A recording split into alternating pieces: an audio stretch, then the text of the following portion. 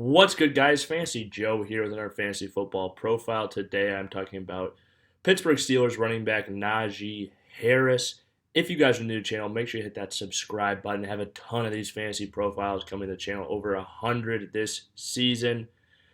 Bunch of redraft content. I talk values, busts, sleepers, league winners, all that good stuff you're going to need to dominate your friends and family in fantasy football. It's here, as well as dynasty content.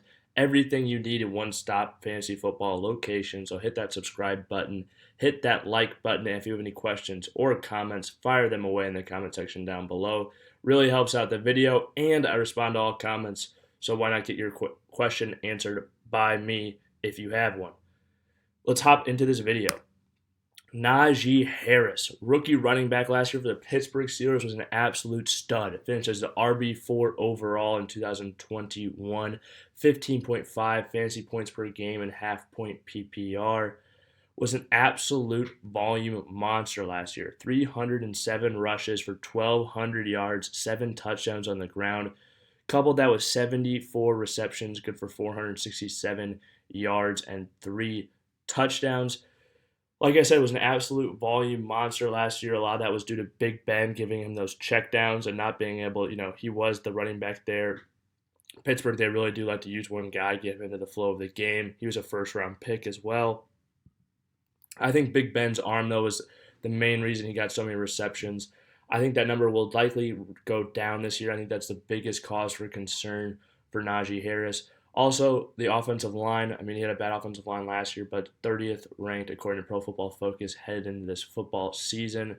And he's going to have a rookie quarterback this year who I said it likely will not target him nearly as much as he was targeted last year. So this sounds like a whole lot of negatives, but still, you have to consider the volume part. Not many running backs in fantasy football, period, are going to get as much volume as Najee Harris got consistently.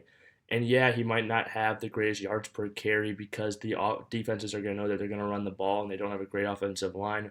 But if he's still getting the ball that many times, he's still going to be good for fantasy. I do think one of the areas he can improve in is yards per reception. He only averaged 6.3 yards per reception as a rookie last year.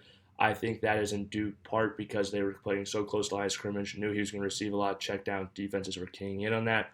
I think that the checkdowns being a little bit more sporadic this year will let him get a little bit more loose in the passing game. I think he will be leaned on even a little bit more heavily in the rushing game because of having a rookie quarterback.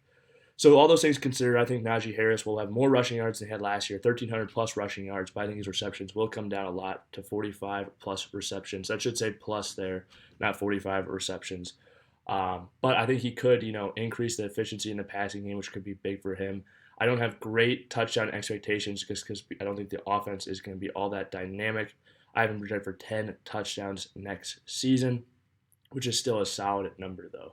I think Najee Harris is worth consideration at the back end of the first round. Really like him in the beginning of the second round, though. If you guys have made it to this point in the video, please hit that like button, hit that subscribe button. If you have any questions or comments, let me know in the comment section down below. I'll respond as always. This has been Fantasy Joe. Thank you guys so much for watching.